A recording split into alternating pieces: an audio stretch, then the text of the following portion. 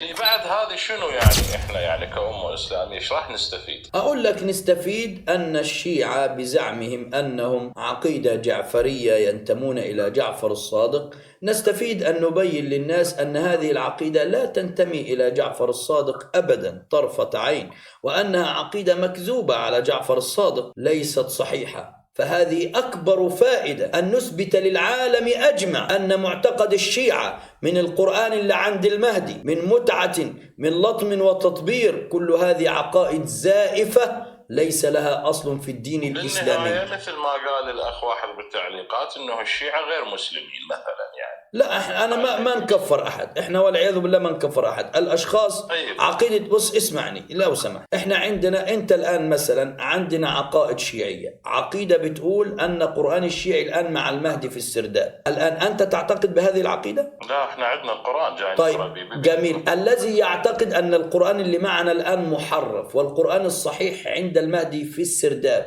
ده مسلم؟ لا احنا هو قرآننا واحد هسه. أنا بسألك، خلاص أنا أخذت منك دي، الحين بسألك لو أن الآن رجل يعتقد أن القرآن اللي موجود محرف والقرآن الصحيح عند المهدي الآن في الغيبة، هل هذا مسلم؟ لا اللي يقول القرآن محرف ليس الله أكبر عليك، هو ده الكلام. يبقى إحنا الحين ما بنقولكش أنت كذا، إحنا بنقولك اعتقادك إيه. هل معتقدك هو معتقد الشيعة؟ لأن كتب الشيعة بتقول إيه يا جماعة؟ أقول لك أنا، الفيض الكاشاني في كتاب تفسير الصافي ماذا يقول؟ وأما اعتقاد مشايخنا في ذلك فالظاهر من ثقة الإسلام محمد بن يعقوب الكليني طاب ثراء أنه كان يعتقد التحريف والزيادة في القرآن الكريم. ده عقيدة من الكليني، وكذلك علي الطبرسي، وكذلك شيخ علي بن إبراهيم القمي. وقال أيضا هاشم البحراني في مقدمة تفسير البرهان: اعلم أن الحق الذي لا محيص عنه بحسب الأخبار المتواترة وغيرها أن هذا القرآن الذي في أيدينا قد وقع في بعد رسول الله